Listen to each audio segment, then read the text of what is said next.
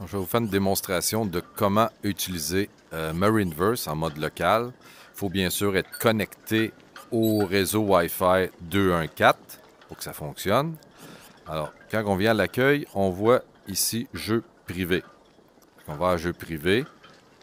La personne qui démarre le jeu rentre le nom DLR pour le lobby ou DLR2 si c'est pour une deuxième gang quand on est plus que 6. C'est 6 par partie maximum. On fait entrer dans le lobby.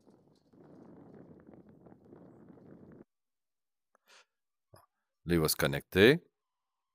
On choisit la course avec le bateau qu'on veut, soit les tout petits qui ont une seule voile ou les gros bateaux, par exemple, avec 2 voiles. Un joueur par bateau. Je n'ai pas essayé les autres modes encore, mais on va essayer un joueur par bateau. Okay.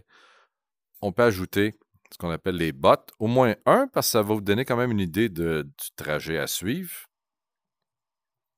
Et là, le parcours qu'on a à faire, la distance qu'on veut parcourir. Bon.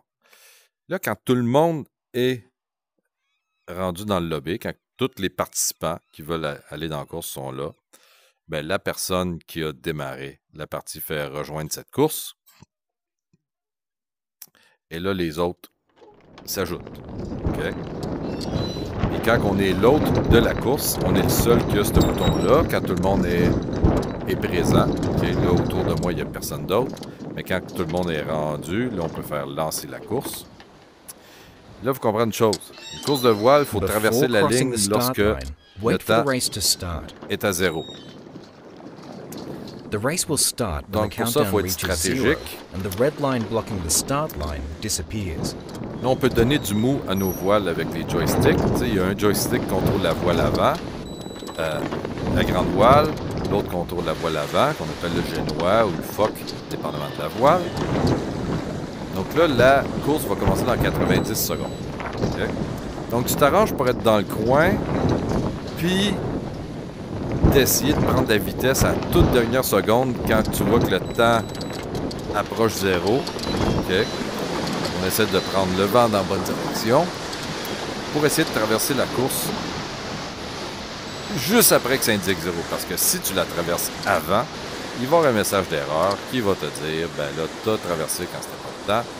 Donc, il va que tu reviennes pour la traverser. Ton départ sera pas bon. D'accord? Donc là, d'habitude, on est au mode automatique où les voiles vont se resserrer automatiquement. Et là, il faut faire un trajet des bouées. Okay. C'est à toi de décider quelle sera l'orientation que tu vas prendre pour te rendre à chacune des bouées. Parce que là, si on regarde, la bouée numéro 1, on a pas mal le vent d'en face pour s'y rendre. Donc, il faut soit aller d'un côté ou de l'autre et qu'on puisse avancer avec la meilleure vitesse possible. Donc voilà, ça c'est la façon de démarrer une partie multijoueur. J'ai bien hâte qu'on essaye ça ensemble.